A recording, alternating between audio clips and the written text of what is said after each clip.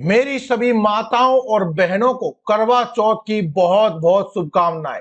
माता करवा और माता पार्वती की कृपा से आपका सौभाग्य अखंड रहे।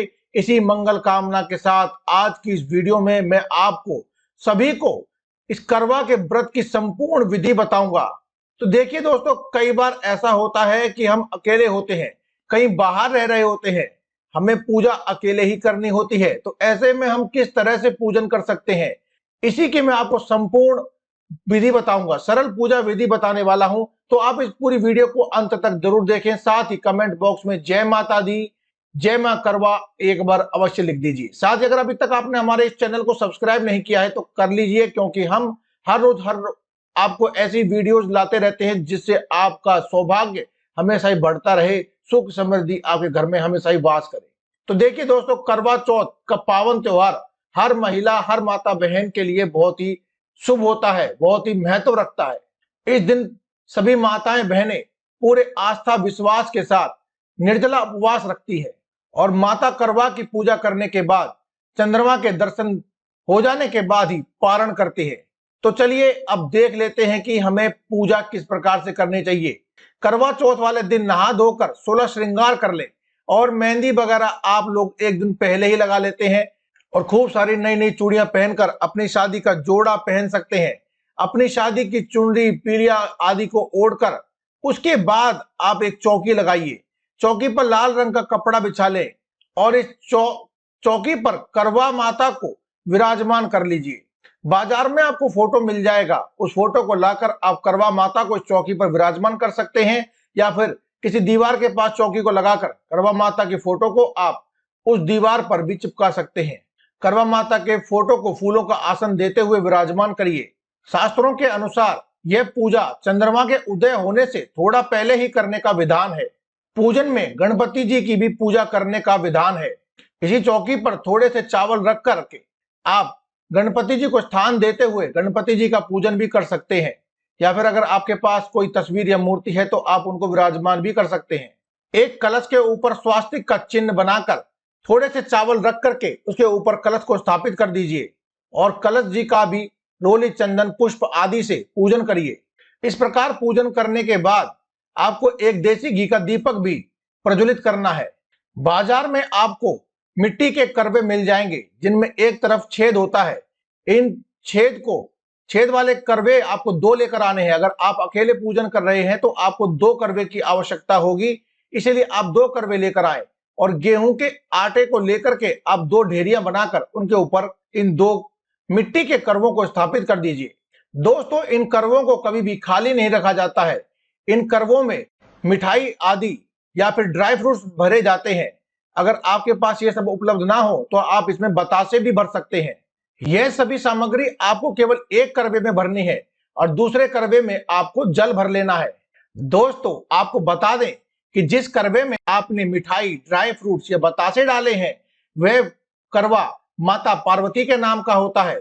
दोस्तों, जिस प्रकार से भी हमने आपको बताया है कि करवे होते हैं जिसमें आगे थोड़ा छेद होता है, उसमें आप कुछ कॉटन या फिर आटे को गूंथ करके उस आटे को उसमें चिपका दीजिए। दोस्तों, जिस करवे में हमने जल भरा है, इस करवे से ही चंद्रमा को अर्घ दिया जाता है। इसीलिए आप चाहें तो इसमें कुछ चांदी का सिक्का या छल्ला आदि कुछ चांदी की वस्तु अवश्य डाल दीजिए। दोस्तों, अब एक किसी गिलास या कटोरी आदि में थोड़ा सा पानी, उसमें थोड़ा सा गंगा जल मिला करके किसी पुष्प आदि या पत्ते की सहायता से सभी के ऊपर स्नान करवा दीजिए, यानी कि छींटे लगा दीजिए। और मां करवा के लिए एक लाल रंग की चुनरी लेकर के माता रानी की जो तस्वीर, कैलेंडर या आपने जो भी लिया है उस पर उन्हें उड़ा दीजिए। और जो तस्वीर में जितने भी देवी देवता आपको दर्शन दे रहे हैं, यानी कि दिखाई दे रहे हैं, सूर्य देव आदि देवगण आदि जितने भी दिख रहे हैं, आप उन सभी को तिलक करें, पुष्प चढ़ाएं। इस प्रकार से सामान्य सी पूजा की जाती है। इस प्रकार पूजन हो जाने के बाद आप माता करवा को 16 श्रृंगार भी अर्पित अवश्य करें। आपको बाजार से ही बने बनाए 16 श्रृंगार की सामग्री मिल जाती है। छोटी बड़ी जैसी भी आपकी श्रद्धा हो वैसी आप लेकर आ सकते हैं और मां करवा को समर्पित कर सकते हैं। कहा जाता है कि मां करवा की इस प्रकार से संपूर्ण पूजन करने से अखंड सौभाग्य की प्राप्ति होती है, पति की आयु लंबी होती है और घर में कभी भी सुख समृद्धि और धन आदि की कमी नहीं होती है। दोस्तों, पूजन पूरा हो जाने के बाद आप एक किसी भी प्लेट में या किसी पात्र में आप थोड़ी सी मिठाई, ड्राई फ्रूट जो भी आपके पास हो, करवा माँ को भोग स्वरूप जरूर दीजिए। और एक एक मिठाई का पीस या जो कुछ भी आपने दिया है उन करवों के ऊपर भी अवश्य रख दीजिए, भोग के नाम का रख दीजिए। और ये जो सभी सामग्रियां आपने रखी हैं, सुहाग की सामग्री जिस प्रकार से 16 श्रृंगार आदि आपने जो भी रखा है, अपनी सासू माँ को दिया जाता है, या फिर सासू माँ ना हो तो सासू माँ के समान ही कोई वृद्ध महिला को या किसी भी पंडित पंडितानी को आप दे सकते हैं, किसी मंदिर में दे सकते हैं। लेकिन ध्यान रहे कि यह सामग्री देते वक्त आपको कुछ दक्षिणा भी अवश्य देनी है। इस प्रकार पूजन पूर्ण हो जाता है और अपने हाथ में कुछ गेहूं के दाने लेकर के, बाजार में पुस्तकें मिल जाती हैं दोस्तों, आपको वहां से करवा चौथ व्रत की जो कथा की जो किताब आती है उसे लेकर आप पढ़ लीजिए। अगर आप अकेले हैं तो स्वयं ही पढ़ लीजिए, अगर आप अकेले नहीं हैं, कोई आपके साथ वृद्ध महिला है तो वे आपको पढ़कर सुना सकती हैं, या फिर उन्हें अगर खुद ही याद है तो वो खुद भी बोल सकते हैं। इस कथा को पढ़े बिना या सुने बिना यह व्रत अधूरा माना जाता है। कथा पूरी हो जाने के बाद जो आपने अपने हाथ में गेहूं के कुछ दाने लिए थे, उन्हें आपको करवा माता के सामने या तस्वीर, फोटो जो भी आपके सामने है जिस पर भी आपने पूजन किया था, आपको वहां पर डाल देने हैं। गेहूं के दाने डालते वक्त आपको ध्यान रखना है कि आपको सारे गेहूं के दाने नहीं डालने हैं, थोड़े से आपको बचा लेने हैं। आपने जो भी पहना है, सूट पहना है या फिर आपने साड़ी पहनी है, उसका जो पल्लू है आपको उसमें उसे बांध लेना है। जब आप चंद्रमा देव का पूजन करेंगे, कलश से जब आप उनको जल देंगे, अर्घ देंगे, तब आपको ये गेहूं के दाने आपको उस कलश में डालकर ही आपको अर्घ देना है। बहुत सी जगहों पर पूजन के वक्त छलनी से पति का मुख देखने का रिवाज होता है, तो आप उस छलनी को भी यहीं पर इस चौकी पर ही रख लेंगे और चंद्रमा का पूजन होने के बाद, अर्घ देने के बाद आपको ये सभी सुहाग की सामग्री अपनी सासू माँ को या फिर किसी वृद्ध महिला को जिसने आपको कहानी सुनाई है उसको, या फिर किसी भी मंदिर में आपको भेंट स्वरूप दे देनी है, दक्षिणा के साथ देनी है।